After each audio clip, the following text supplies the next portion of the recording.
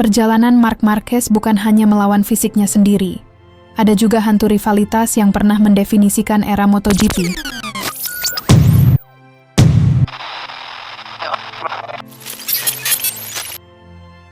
Pertarungannya dengan Valentino Rossi.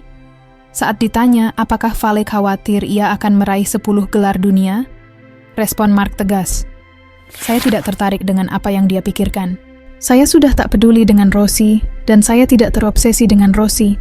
Meskipun saya memenangkan kejuaraan ke-10 saya rasa dia tak akan peduli. Bahkan jika bertemu pun kami tak akan saling menyapa. Dia tak membutuhkanku dan aku tidak membutuhkan dia. Tapi, dunia balap motor membutuhkan kita berdua."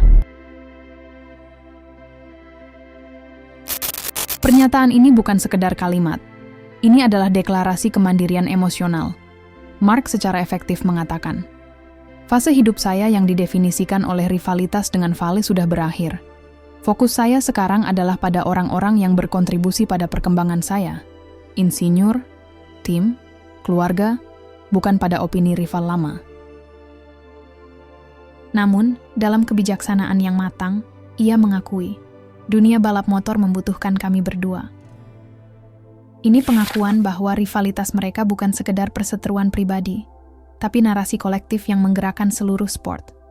Fans terbelah, media hidup, dan MotoGP menemukan cerita terbesarnya dalam generasi itu. Marc sekarang melihatnya dari ketinggian sebagai kontributor pada cerita yang lebih besar, bukan sekedar partisipan dalam drama pribadi. Inilah transformasi terbesar Marc Marquez, dari pemburu gelar yang lapar menjadi filsuf balap yang damai. Dulu, kemenangan adalah segalanya. Sekarang, proses dan pertumbuhan yang penting. Dulu, rival adalah musuh yang harus dikalahkan. Sekarang, rival adalah bagian dari ekosistem yang perlu dihormati, tapi tidak boleh menguasai pikiran.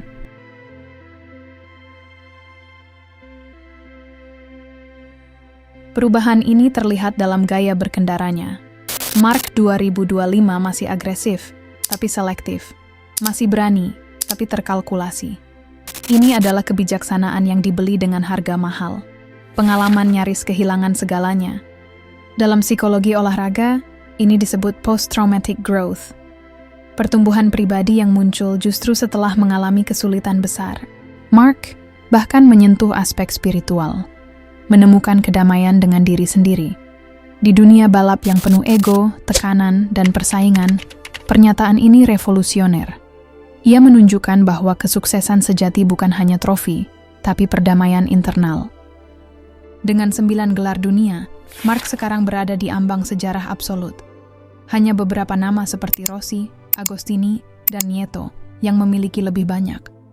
Pertanyaannya, apakah ia bisa mencapai 10, bahkan 11 gelar?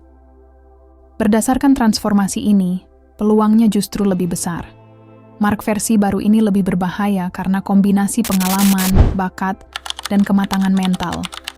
Ia tidak lagi terbebani oleh ekspektasi atau rivalitas. Ia balap untuk dirinya sendiri, untuk timnya, untuk prosesnya. Yang juga menarik, ia secara implisit membuka babak baru dalam hubungan dengan Vale. Mereka tidak perlu akrab, tidak perlu berteman. Tapi ada saling hormat sebagai dua pilar yang menopang era keemasan MotoGP. Hubungan mereka sekarang adalah hubungan sejarah, bukan hubungan pribadi. Jadi, apa yang bisa kita pelajari dari perjalanan Marc Marquez?